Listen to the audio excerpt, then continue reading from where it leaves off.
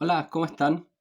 Para aquellos que amamos la literatura de Howard Philip Lovecraft, este autor de horror cósmico, nos cuesta la verdad responder cuando nos preguntan con qué relatos partimos en la lectura de Lovecraft, con qué es lo que nosotros recomendamos normalmente. Bueno, y la verdad que es difícil porque como nos gusta tanto este universo Lovecraftiano, ¿cómo optar por un relato por sobre otro?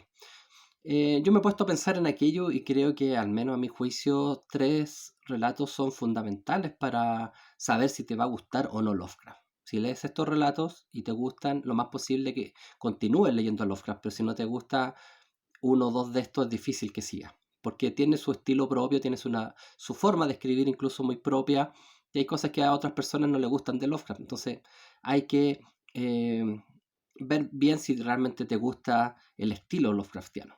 Estos tres relatos son los siguientes. Los sueños en la casa de la bruja, que es uno de los relatos más olvidados de Lovecraft, sin embargo para mí es muy importante. La llamada Cthulhu, que es uno de sus dos más famosos, junto con, aquel, con aquella noveleta, o sea, novela corta, En las montañas de la locura. Y también, como tercer relato importante, yo agregaría La sombra sobre Innsmouth.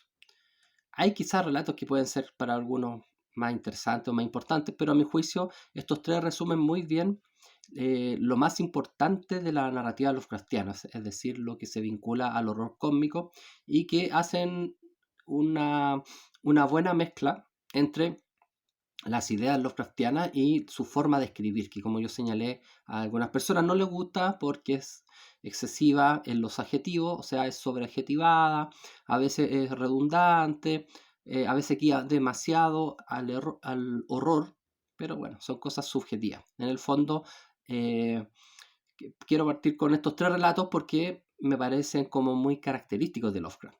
Los sueños en la casa de la bruja nos habla acerca de un estudiante que estudia en una casa que antiguamente fue habitada por una bruja que desapareció misteriosamente estando en la cárcel. Bueno, a este joven le van a pasar una serie de situaciones que obviamente yo no voy a relatar, pero que se hacen muy atractivas porque aquí Lovecraft une conocimiento científico, habla de repente de la ciencia física, de vórtice, de una serie de elementos científicos modernos, de una física no euclidiana incluso, y por otro lado el conocimiento antiguo, el conocimiento brujeril. Otro de los relatos, obviamente, la llamada de Cthulhu, que es una obra tremenda, fundamental, que en el fondo es la unión como de varios episodios en torno al renacer del culto a un personaje siniestro que es Cthulhu. Bueno, ya he hablado acerca de Cthulhu, su pronunciación y otras cosas, así que no me voy a referir a él. Pero lo importante de este relato es que aquí está lo mejor de Lovecraft. A mi juicio es el mejor relato Lovecraftiano, el más característico, el que incorpora más elementos modernos para su época, el que incorpora elementos del ocultismo, de la brujería, del subconsciente, o sea, una obra muy interesante. Y finalmente, La sombra sobre Innsmouth, que es la única obra que fue publicada como libro, en el caso de Howard Philip Lovecraft, en vida, que tiene el mérito de llevarnos a un puerto maldito, un puerto donde puede ocurrir cualquier cosa, donde hay una sociedad secreta que todavía está viva y donde hay tratos entre humanos y no voy a continuar, ¿ya? Pero conviene leerlo.